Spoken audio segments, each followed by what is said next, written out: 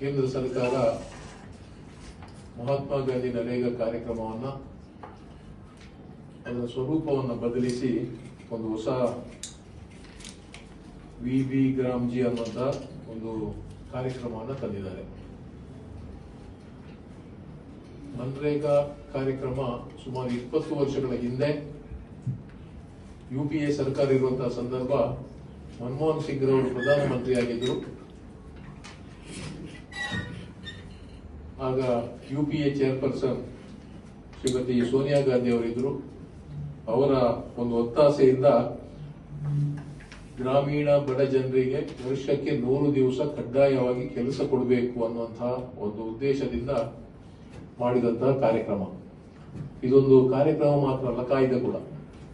ಇದು ಕಾಯ್ದೆಯನ್ನಾಗಿ ಮಾಡಿದ್ದಾರೆ.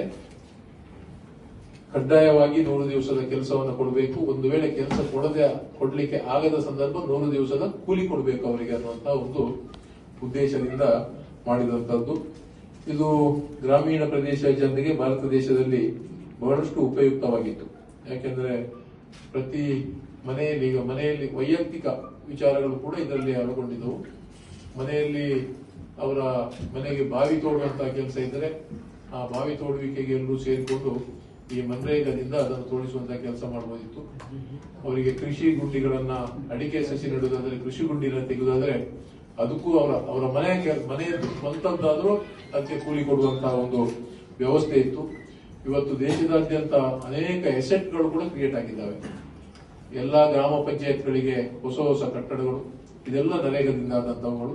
ಮತ್ತು ಅನೇಕ ಅಭಿವೃದ್ಧಿ ಕಾರ್ಯಕ್ರಮಗಳನ್ನು ಕೂಡ ಕೂಲಿ JCB ಅಥವಾ ಇತರ ಯಾವುದೇ ಮೆಷಿನರಿಗಳನ್ನು ಯೂಸ್ ಮಾಡದೆ ಕೂಲಿ ಮುಖಾಂತರ ವೈಯಕ್ತಿಕವಾಗಿ ಜನರ ಒಂದು ಶ್ರಮದಿಂದ ಮಾಡಿದಂತಹ ಅನೇಕ ಅಸೆಟ್ಗಳು ಕೂಡ ಇವತ್ತು ಪಂಚಾಯತ್ನಲ್ಲಿ ಕ್ರಿಯೇಟ್ ಆಗಿದ್ದಾವೆ.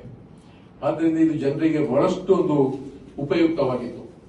ಇದರಿಂದ ಕೋಟ್ಯಾಂತರ ಕೂಲಿ ಜನ ಕೆಲಸ ಸೃಷ್ಟಿಯಾಗಿತ್ತು.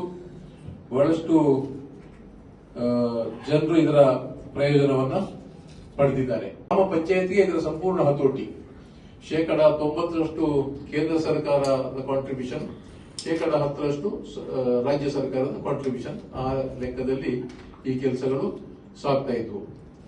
ಇವತ್ತು ಇದರ ಸ್ವರೂಪವನ್ನು ಬದಲಾವಣೆ ಮಾಡಿದ್ದಾರೆ ಮತ್ತು ಮಹಾತ್ಮ ಗಾಂಧಿ ಅವರ ಹೆಸರನ್ನು ಕೂಡ ಇವರು ಅದರಿಂದ ತೆಗೆದು ವಿ ಗ್ರಾಮ್ಜಿ ಅನ್ನುವಂತ ಒಂದು ಹೊಸ ಹೆಸರನ್ನು ಇಟ್ಟಿದ್ದಾರೆ.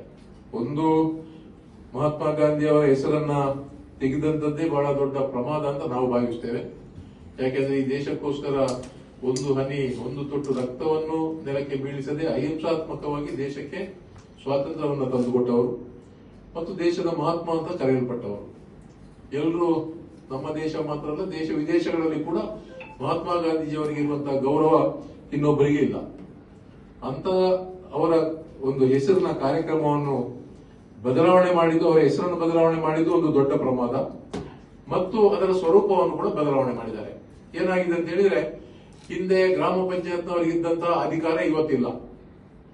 ಇವತ್ತು ಅದರ ಹತೋಟಿ ಸಂಪೂರ್ಣ ಕೇಂದ್ರ ಸರ್ಕಾರದ್ದು.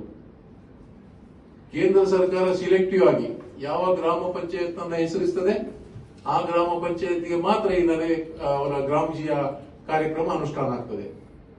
ಮತ್ತು ಯಾವ ಕೆಲಸ ಮಾಡಬೇಕು ಅನ್ನುವಂತ ಮತ್ತು ಅದಕ್ಕೆ ಕೊಡುವಂತ ಏನು ಇದು ಡೆಫಿನೇಷನ್ ಇದೆ ಅದು ಕೂಡ ಕೇಂದ್ರ ಸರ್ಕಾರದ ಹತೋಟಿಯಲ್ಲೇ ಇರ್ತದೆ. ಗ್ರಾಮ ಪಂಚಾಯತ್ಗೆ ಅಥವಾ ರಾಜ್ಯ ಸರ್ಕಾರಕ್ಕೆ ಯಾವುದೇ ಹತೋಟಿ ಅದರ ಮೇಲೆ ಇಲ್ಲ.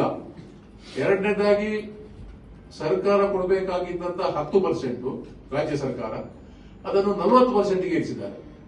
ಈಗ ಫೆಡರಲ್ ಸಿಸ್ಟಮ್ ಆಫ್ ಗವರ್ಮೆಂಟ್ ನಲ್ಲಿ ಯಾವುದೇ ಇಂಥ ಕೇಂದ್ರ ಮತ್ತು ರಾಜ್ಯ ಸರ್ಕಾರದ ಜಂಟಿ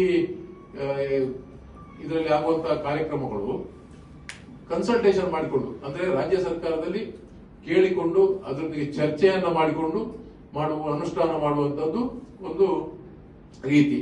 ಸಂಪೂರ್ಣ ಕೇಂದ್ರ ಸರ್ಕಾರದಾದ್ರೆ ಅವರದಲ್ಲಿ ಯಾರನ್ನು ಕೇಳುವಂತದ್ದಿಲ್ಲ. ಇವತ್ತು 10% ಅನ್ನು 40% ಏರಿಸಿದ್ದಾರೆ. ಚರ್ಚೆ ಇಲ್ಲ.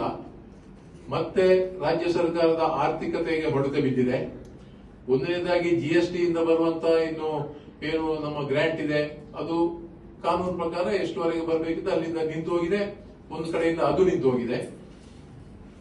ಎರಡನೇದಾಗಿ ರಾಜ್ಯಕ್ಕೆ ಬರಬೇಕಾದಂತ ಪಾಲು ಕೂಡ ಸರಿಯಾಗಿ ಬರ್ತಾ ಇಲ್ಲ.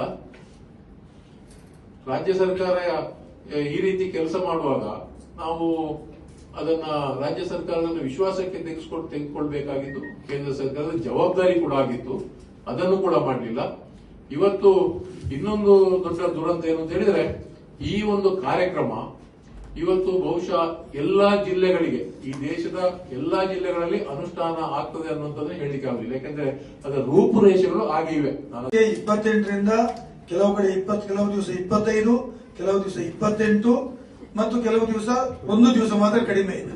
ಹೀಗೆ ಮಾಡಿ ನಾವು ಸುಳ್ಯದ ಗಾಂಧಿನಗರದಿಂದ ಮುಲ್ಕಿಯ ಪೇಟೆಯವರೆಗೆ ಪಾದಯಾತ್ರೆಯನ್ನ 4 ದಿವಸಗಳಲ್ಲಿ 100 ಕಿಲೋಮೀಟರ್ ಅನ್ನ ಸಂಪೂರ್ಣಗೊಳಿಸಿದ್ದೇವೆ.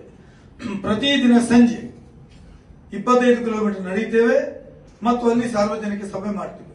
ಫಸ್ಟ್ ಸಭೆ ಇರುವಂತಹದ್ದು ಕುಮ್ರಾದಲ್ಲಿ, ಸೆಕೆಂಡ್ ಸಭೆ ಇರುವಂತಹದ್ದು ಮಾಣಿಯಲ್ಲಿ, 3ನೇ ಸಾರ್ವಜನಿಕ ಸಭೆ ಇರುವಂತಹದ್ದು ಪರಂಗಿಪೇಟೆ, 4ನೇ ಸಭೆ ಇರುವಂತಹದ್ದು ಮುಲ್ಕಿ.